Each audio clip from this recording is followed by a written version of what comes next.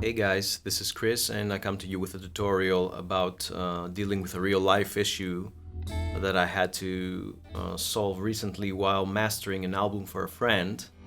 And the problem was that we had the stereo mixes that we wanted to master, but in one of the songs, the vocals, the lead vocals in a couple of first entrances were not as loud as we wanted them to be.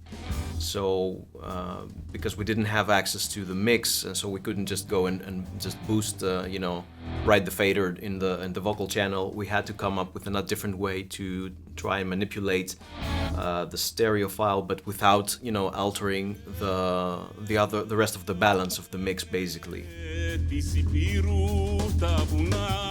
Now, what you're listening to is the mix. There's a little bit of work done with Isotope, but I have taken out all the processes that we did to, manipulate the vocals.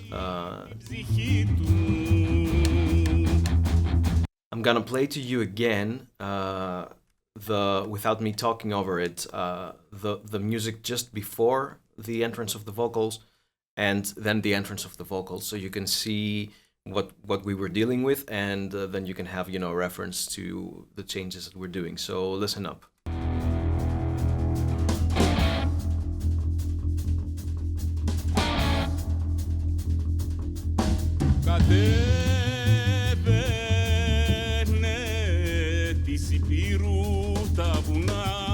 Now, maybe you can already notice this, but the vocals come in and it's a bit underwhelming. And one of the reasons that this is underwhelming is because of these quite strong in the mix guitar power chords, and which are you can even visually you can see that they peak, and the full body of them actually is in a higher level than all this first core verse is.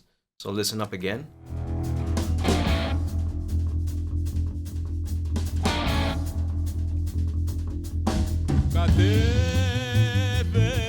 So you can see that it's a bit underwhelming. It doesn't it doesn't dominate the mix as we would like to. It's the first entrance of the vocals in the song. It's a pretty good singer, a traditional Greek singer that came in to do those vocals. He's actually a well-known figure in Greece, so we wanted to honor him in a proper way, to give him the entrance that he is due. Now, there are a few ways that one might tackle this problem, and in fact, the way that we dealt with for the mastering was slightly different than what I'm going to show you here, but in principle, it's more or less the same, and the basic, trickery that we use to do this is a process called mid-side processing. A tool that we now in the digital realm of audio engineers have at their disposal. And just a very short, let's say, description of what this exactly is, if you're not familiar with mid-side. Usually when we're dealing with a stereo file, as you can already see here, there are two distinct streams of audio, and the one of them is the left and the other is the right.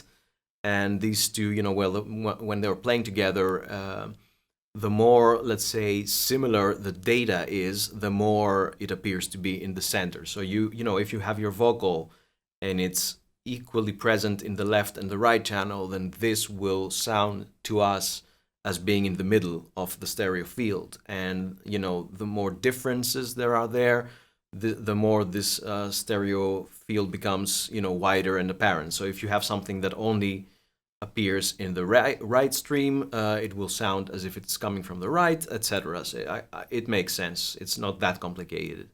Now, what we can do in the digital world is, instead of manipulating the left and the right stream separately, we can also, using some fancy mathematics, which are actually not that complicated, but I don't want to go into very into detail for this one, but it's definitely, if you're into mixing, if you're engineering audio, definitely worth taking a look. Doing your own research on that. But basically, what we can do now is we can on the fly, without doing any hard-coded process, we can on the fly manipulate the middle of a stereo field and the side. So just as a quick demonstration of how that might sound, I'm going to use this free tool from Voxengo, and I'm going to show you a little bit. I'm going to play the audio as it is, and as you can see here, I have control of the volume of the mid and the side, okay? And so I can also mute it, and actually in this little tool, you can even pan the mid and the side separately, but I'm not gonna deal with that right now. I'm just gonna play a little bit of the audio while I will, mute either side so you can get a feel of what that sounds like. Okay, so let's go.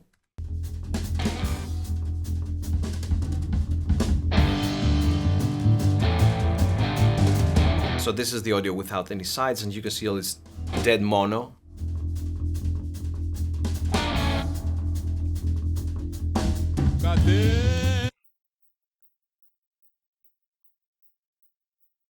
And this is the audio with only the sides, now without the mid. Now, obviously, in any production, the middle of the production is a lot of the sound. So usually, what you will find, the stuff that are just in the sides are, some the ends of like the tails of reverbs, some high-end stuff like cymbals or things like that, some particularly hard panned elements, maybe a couple of guitars are panned hard left and right. But what has become a custom in especially in pop recordings, maybe not so much in orchestras and stuff, but especially in any recording that has to do with a band and things like that, or electronic music, is that there are some elements that we tend to have dead center in our mix. And the two most, let's say the three most basic elements of this is our kick drum, our bass, and our vocals. That's because, we want them in the center. They must be always present. And because, especially with the bass and the kick drum, because they are very low, and we need a strong foundation. We don't have, if we shift our kick and bass towards one of the ends of the stereo field, our mix will sound unbalanced, and it's very difficult to counterbalance those two elements because they are the low end of our mix. And again, with the vocals, when you have vocals, usually, unless it's a very specific kind of music, usually the vocals, because they have the lyrics and stuff like that, they are very important. In song form, in the pop music, vocals are the most important thing. So they need to be in the center so they can project, they can be in front of the mix and stuff like that. Okay, so this is the fact. This is the case for this recording too. So this is the thing that we thought we might be able to take advantage of to boost up our vocals. So basically, I'm gonna take this tool out now. Now, how I approach this in this tutorial, which again is a slightly different from the technique used in the album, but still the same principle, is that I've come here and I've made a duplicate of this mix. I've just duplicated this track. There's nothing fancy about this. I just made a straight copy of it, okay? So this is what you're looking at here. And now I'm going to show you some of the stuff done here. I'll take the fader all the way down so it doesn't interfere with our mix. Now, after duplicating this, the first thing is I loaded this tool and I took out the sides. In fact, I'm gonna just plain out mute them because I see in the tool that it says -24. I don't want them at all to be there. So this is what this duplicate sounds like now. Let's bring it into the point of interest.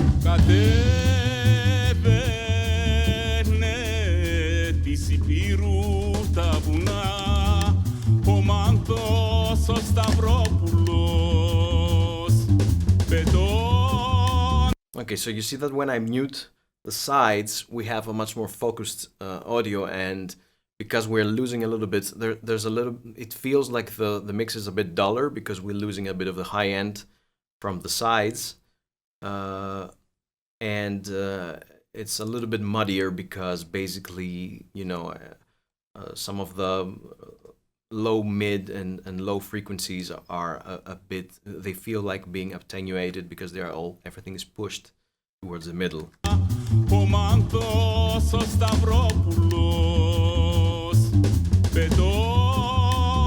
But if you pay attention, it actually feels like the voice is coming a little bit to the front. If I had compensated the volume loss with just, you know, a half of dB or something that is being lost when I mute the sides, it would be a bit more present. But I'm not gonna go into detail. I'm just gonna ask you to trust me that, you know, the vocals are a bit more present in this thing. Now the next thing I did is bring up an EQ. After I have, you know, muted the sides, I bring up this EQ, and I'm gonna turn it off. I'm gonna deactivate it, and I'm gonna show you how it sounds.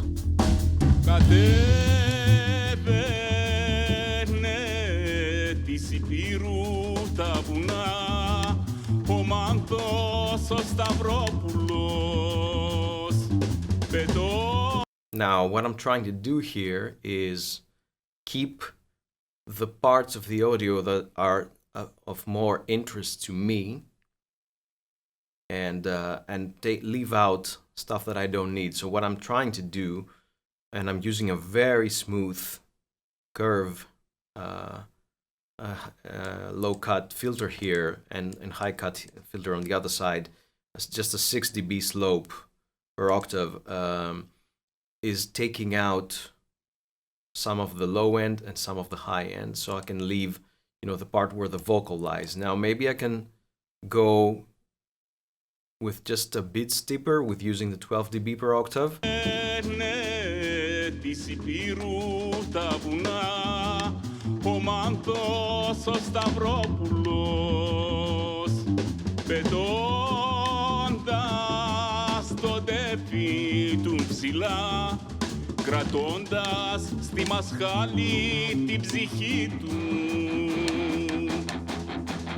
And then it's a matter of, you know, choosing the points where your EQ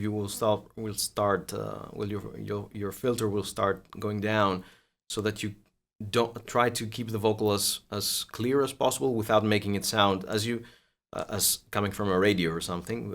You probably noticed that already when I did the 12 dB per octave, it already started sounding a bit more, you know, filtered.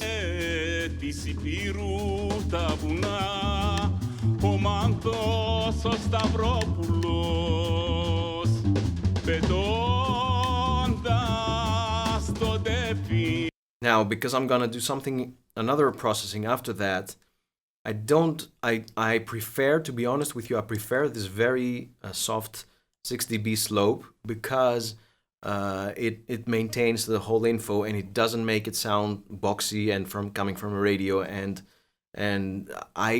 when I blend the two audios together, this one with the original, if I have a boxy sound here, this will start coming up in my complete master. So I want to avoid that, and I'm gonna use another technique later on to even better, you know, hide the unwanted parts in this audio. Now, also, one of the facts is that the steeper the slope here, the phase differences introduced in this might, you know, cause even more problems when we blend these two files together. So I really want this to be as smooth as possible. So I'm just gonna go ahead once again and try.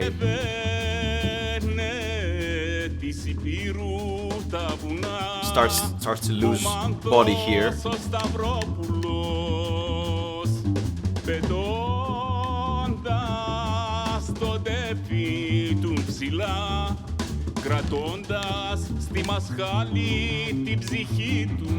Okay, somewhere around here it sounds pretty good to me. I feel that the vocal is not losing, you know, from its definition and stuff. And I've removed enough of the stuff. Let's compare actually.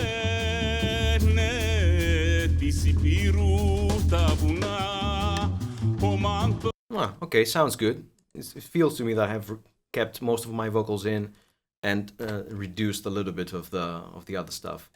Now this is because I have duplicated my track. These things are no longer relevant, so I'm just taking it out for the sake of the tutorial.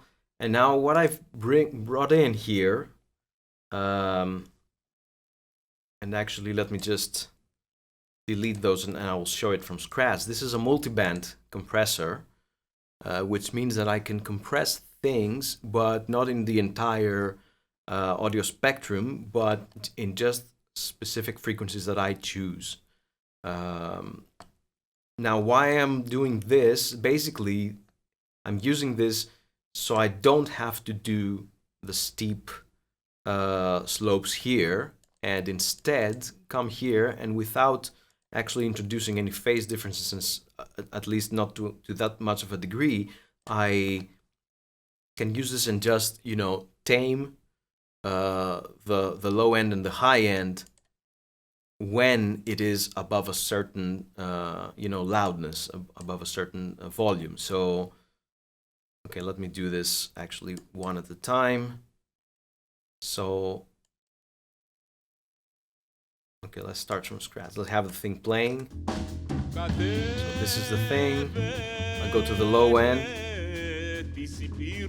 And if it actually was the display here, you can actually see where the vocal is moving because it's quite present now here in the display. So if you actually pay attention, we can more or less find where the lowest note of the singer is, so we can, you know, drag our crossover roughly at that point. So let's see.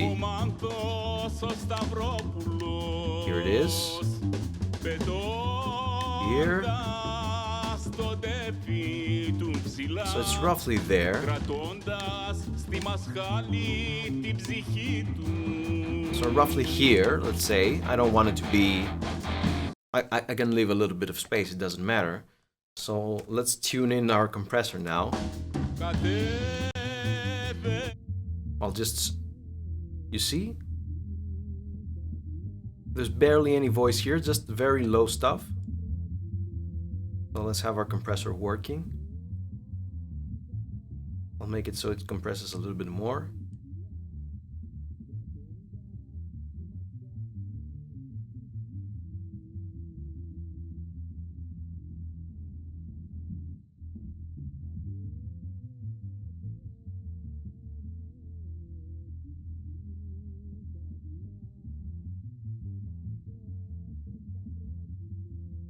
Yeah, something like that.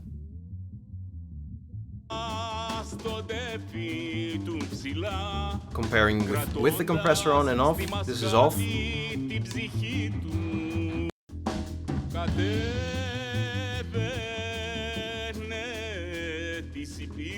Sounds pretty good to me. I'll just leave just a little bit more.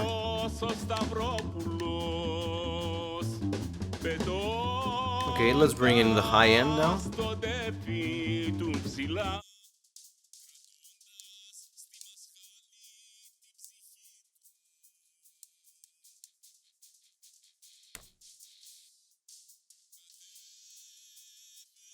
Somewhere there.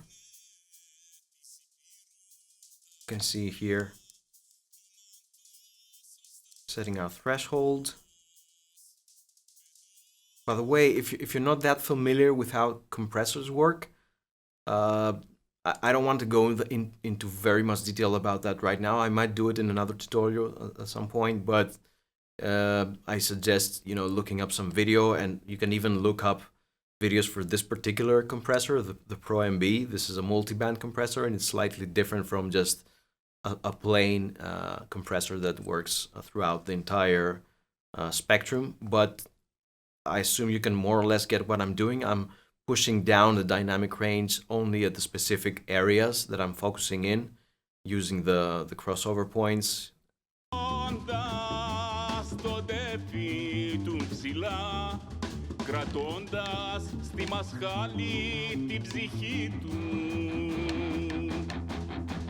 I'm using slightly relaxed releases for both because I don't want it to be pumping too much, because that might introduce weird, you know, changes of volume, like little tiny jumps. So I want to keep it, you know, as smooth as possible, basically. So once it starts compressing, I want it to be always compressing until, you know, it's the end of it. So let's hear what we've done.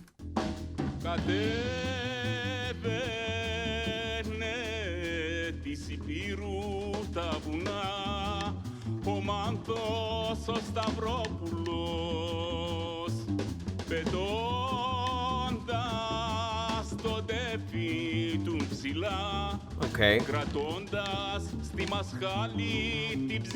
Okay, sounds more or less there. So now what I'm gonna do is I'm gonna take this all the way down. I'm gonna unmute this one, and I'm gonna bring this in slowly so we can, you know, blend the two of them together. And hopefully it will not sound, you know, unnatural, and will just be like a natural boost of the vocals.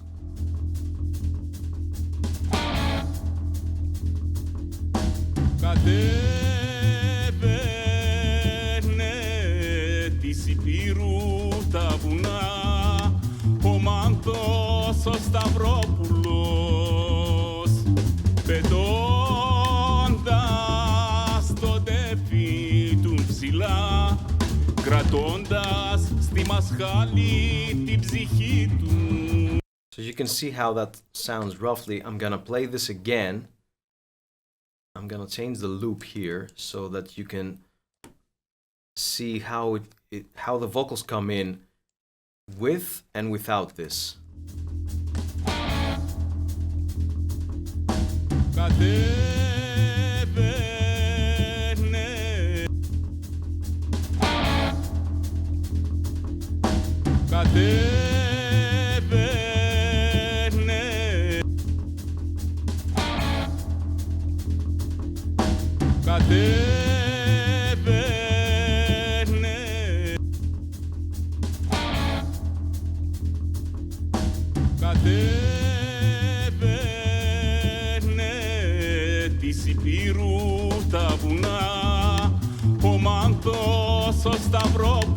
I think we've done a pretty good job, and now there's one last thing that's left to do, and that is to actually automate this process, because we don't want this boost to be happening while we throughout the track. Basically, we don't want this happening here. We just want it during these vocals and a little bit during the other vocals, but I'm not going to demonstrate that. And basically after that, we are more or less okay. The mix was slightly different, so it was okay. We didn't need to manipulate any further.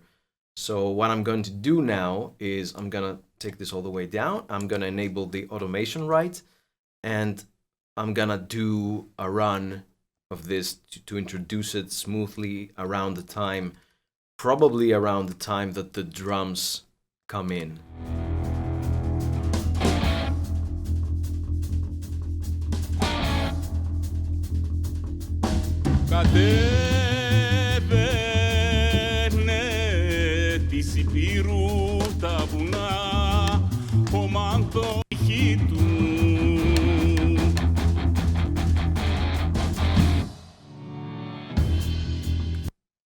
And so there you have it.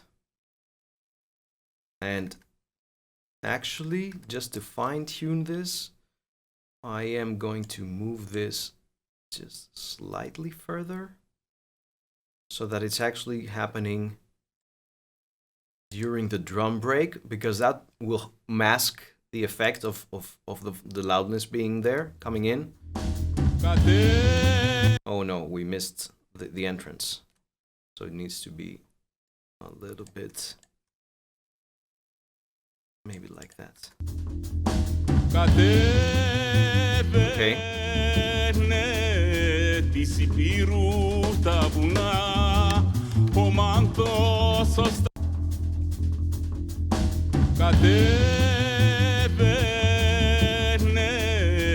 It sounds smooth enough. I might even try it like this.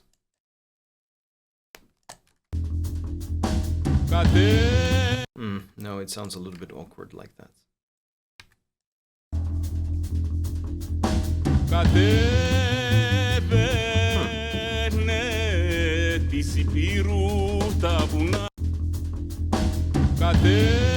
Yeah, I think I like that. Alright, so this was the tutorial, and I hope that you found it interesting. I like to, I know it's a bit specific, but I like to post this weird, you know, stuff that come up from my day-to-day work, instead of just a generic, this is the compressor and here's how it works and things. And if you want to support me in doing these videos, you can visit my Bandcamp, which there's a link in the description, and you can maybe check out one of my albums other than Risk of Rain, which I know most of you know me from, but I do have made other music, it's true.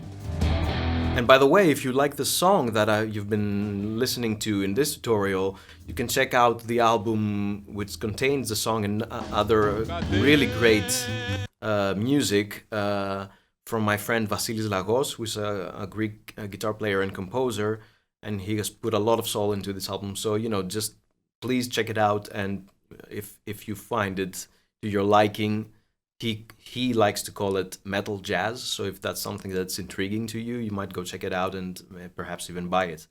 Alright, it's been fun. Thanks for listening and watching and all the things, and bye! Τη Σιπήρου τα βουνά